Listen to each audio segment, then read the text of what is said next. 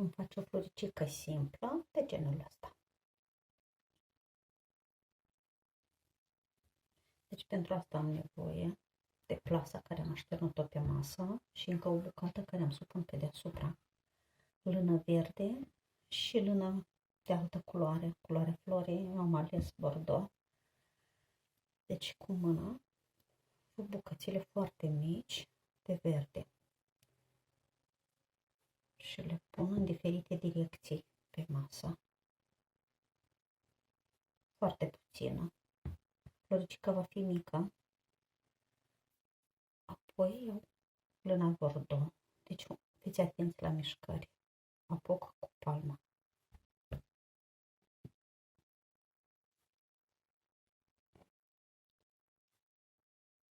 Și le aranjez în diferite direcții.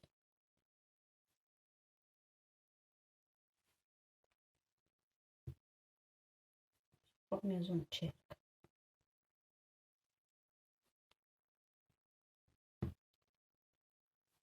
Cam atât e suficient.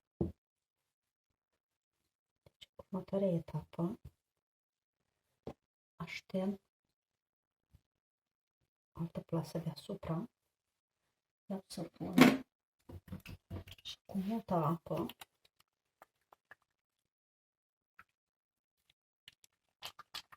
să punesc mâinile și încep a pleca.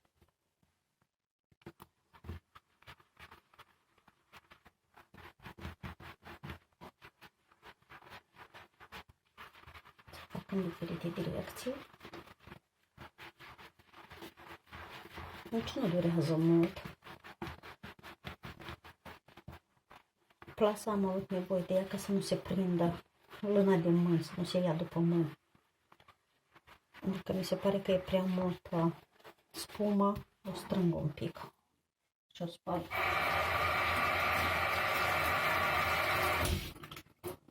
Și mai trec iarăși.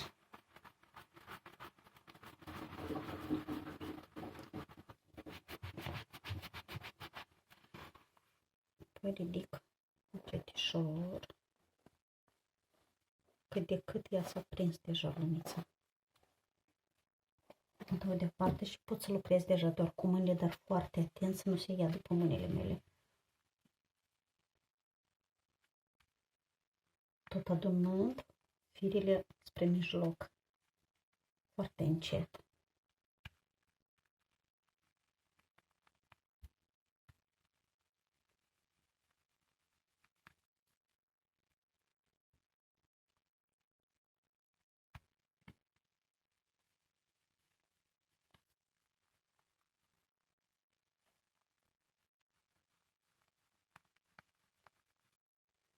Când îmi pare că e prea multă spumă, îmi spăl mâinile.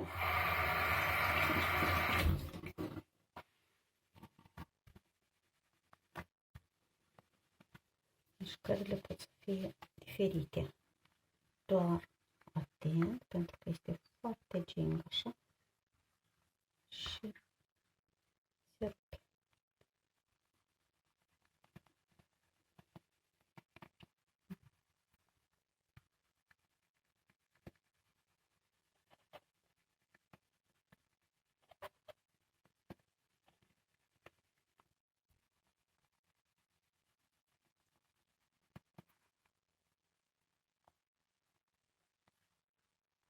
Și când simt că cât de cât lâna s-a adunat, deja e grămăjoară, nu se mai rupe, o pot ridica de pe masă, pot pleca și în mână, în palme.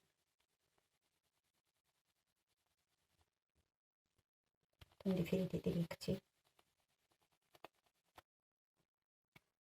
Încă este gingă și foarte plăcută la atingere.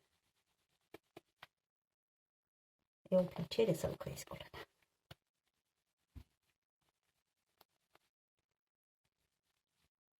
Marginile pot să le trec în palme așa.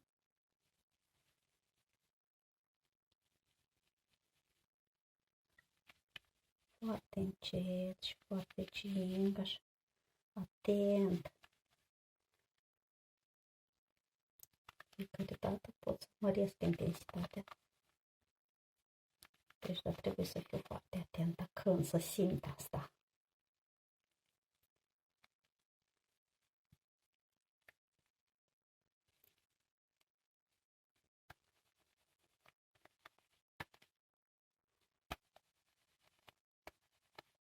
Iar e prea multă spumă, doar pui pe mână, floare mea.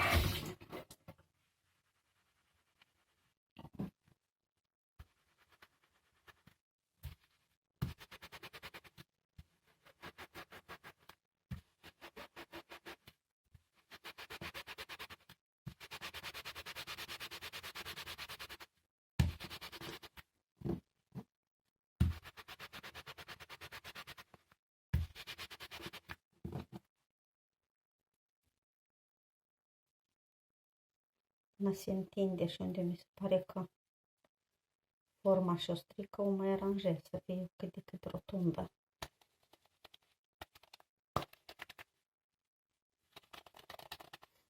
Dacă s-a întărit atât de bine, s-a prins atât de bine lâna, că o pot freca deja de parcă spăl o haină, atunci pot să fac deja asta.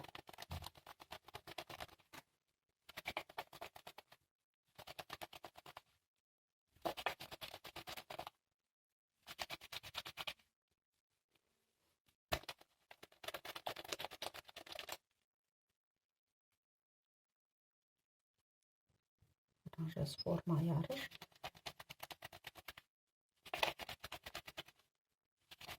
Dacă îmi pare că e prea puțină săpun, pot să-mi săpânesc un pic.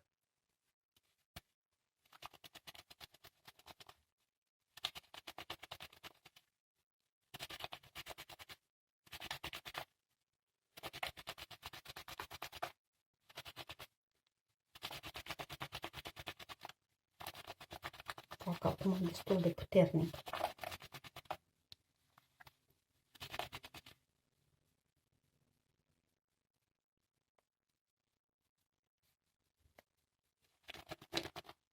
Marginile îmi par subțiri, de ce mai fac marginile? Trec doar marginile, mijlocul rămâne în palmă.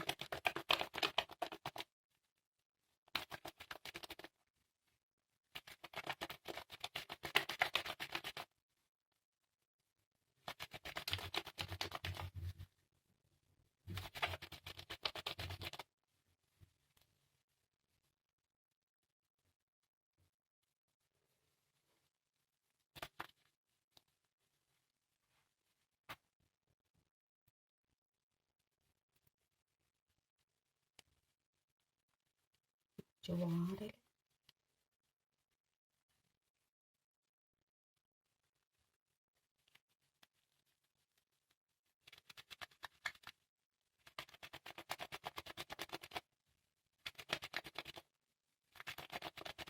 Deci când este destul de prinsă bine lâna, atunci pot chiar și să o rotesc în palme.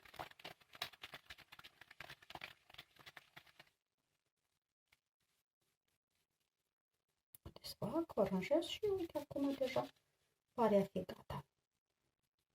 Deci cum verific dacă e gata sau nu. Atunci când apuc, deci firele aproape că nu le pot apuca. Deci nu este, nu se rup firele de la floricica mea.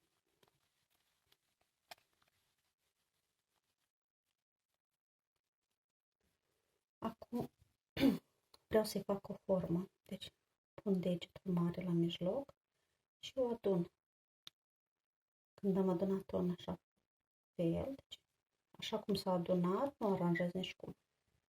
Strâng foarte strâns și chiar pot să o rotesc un pic în palme, să o trec în palme. Dar atent să nu se schimbe tare locul, să nu și-l schimbe.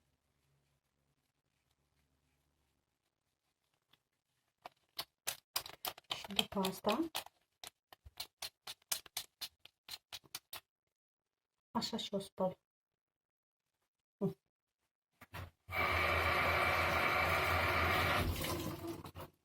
Ca să-și păstreze forma. O las să se usuce așa. După ce se usucă, pot să o desfac un pic.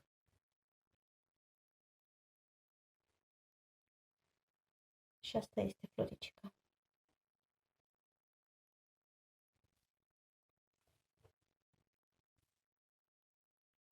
Vă mulțumesc!